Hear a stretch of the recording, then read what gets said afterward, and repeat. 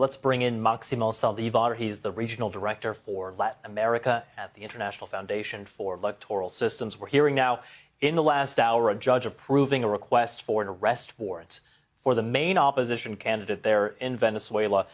If Edmundo Gonzalez were arrested, what do you think that would mean for the country? What would the reaction be there? Good evening, Carl. Yes, very unfortunately, what we're seeing now in Venezuela with the escalation of repression and the crackdown against the opposition. But let's remember, the signs were there, Carl. First, you must remember when the Supreme Court validated the results of the election, they also said and requested to the prosecutor's office to initiate a criminal investigation against Edmundo Gonzalez. Also, as was said previously, some leading opposition leaders have been already apprehended, like Mr. Perkins Rocha, who is the lawyer of Maria Corina and the legal advisor of the opposition. But also important to notice is the appointment of Diosdado Cabello just a couple of days back as Minister of Interior in Venezuela. This is very important because that ministry is responsible to oversee the federal police or the National Bolivarian Police in Venezuela. And it's interesting to see that such a strong man figure and a historic strong figure within the party in the Chavismo who has never served under a cabinet by Maduro or under Maduro is now taking over this ministry. So that tells you that the repression is just going to escalate. But what can happen, Carl? Well, it's going to be hard for the opposition for sure.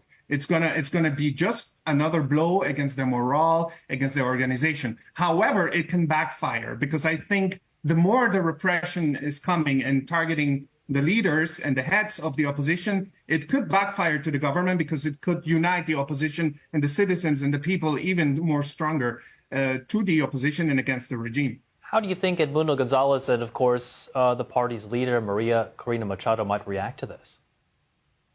Well, Maria Corina has already said that they will continue the fight, that this, on the contrary, will just make them stronger. And I think that's a very good answer of Maria Corina for this. Of course, they have to be very careful because the repression, and she could be the next one that could be issued a warrant against her.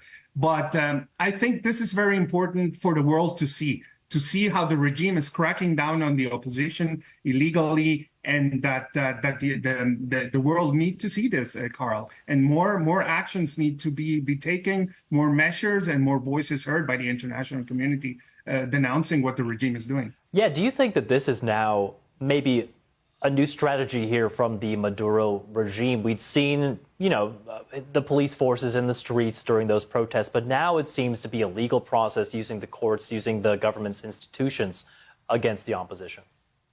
Yes, definitely. Definitely. He is seeking the support from the courts. We saw as when he reached out to the Supreme Court to validate the elections, and now this cracking down on the opposition leaders. Of course, he's using the system that he has in place, the legal instances. But as you know, all the courts in Venezuela are unfortunately not independent courts. They are all co-opted by the regime.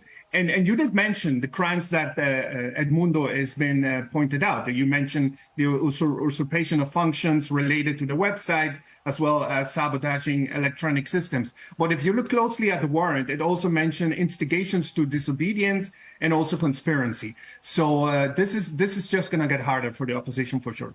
The other news today, the U.S. Confiscating this airplane, this jet that was often used by Nicolas Maduro.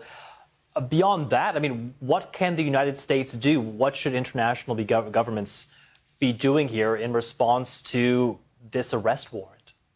Yes, very interesting. And the timing, right? Right after that happened, the confiscation of the airplane, this warrant was issued. So it could be seen as a retaliation by the regime. But I think the U.S. Can take this type of measures, of course, and maybe we see stronger measures like this. Maybe elimination of visas to people close to the regime or members of the regime, confiscation of maybe international accounts, bank accounts that they have, or in the United States. Many measures can be taken, but of course, I think that's going to be the only way. The stronger the regime represses the opposition, I think more measures needs to be put in place, and even stronger ones. Yeah, more than a month now and counting since those disputed results were announced. Maximo Saldivar, Regional Director for Latin America at the International Foundation for Electoral Systems. Thank you.